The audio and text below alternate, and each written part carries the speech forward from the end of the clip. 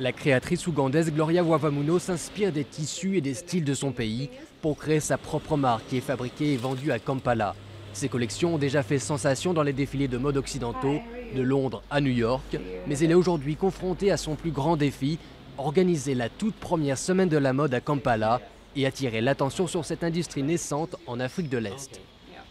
La mode se développe, les créateurs sont de plus en plus connus et je pense que cette semaine est la meilleure plateforme pour témoigner des progrès de la mode depuis quelques années à Kampala. Dans les coulisses, un groupe de jeunes mannequins se prépare. Dernière touche pour le maquillage, avant un défilé aux couleurs éclatantes. L'événement a donné l'occasion aux meilleurs créateurs ougandais comme Kwesh, Kaswer, Martha Jabo et Sylvia Owori de présenter leurs créations. L'industrie de la mode favorise les créateurs occidentaux, mais les collections de l'Afrique du Sud et de l'Ouest connaissent de plus en plus de succès. Et maintenant l'Afrique de l'Est veut elle aussi occuper le devant de la scène. De Kampala à Kigali au Rwanda, des semaines de la mode sont nées et ont lancé cette nouvelle vague de créateurs. Nous pensons que l'Afrique de l'Est est un marché à peine exploité. L'économie de l'Ouganda et de beaucoup d'autres pays de l'Afrique de l'Est est en croissance hyper rapide. Donc il y a une opportunité forte pour la mode en ce moment dans cette région.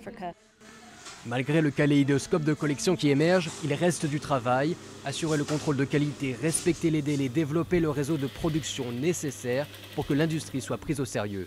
Pour le créateur Edouard Sampa, la réponse à ces problèmes tient en quelques mots. Penser global, agir localement. Mais il avoue qu'il n'est pas évident de convaincre les gens de la qualité des produits ougandais. Une fois que tu as une industrie qui crée pour le marché local et des gens qui achètent, tu crées une espèce de fierté pour le fabriquer en Ouganda qui n'existe pas vraiment ici. Quand tu dis fabriqué en Ouganda, les gens pensent c'est un faux, ça ne peut pas être un vrai, ou ils s'attendent à une qualité inférieure, ce qui ne devrait pas être le cas. Les créateurs locaux ont besoin de temps pour arriver au même niveau que leurs collègues à Paris ou à New York, mais avec la semaine de la mode, ils ont pu démontrer qu'une mode inspirée par l'Afrique peut aussi être créée en Afrique.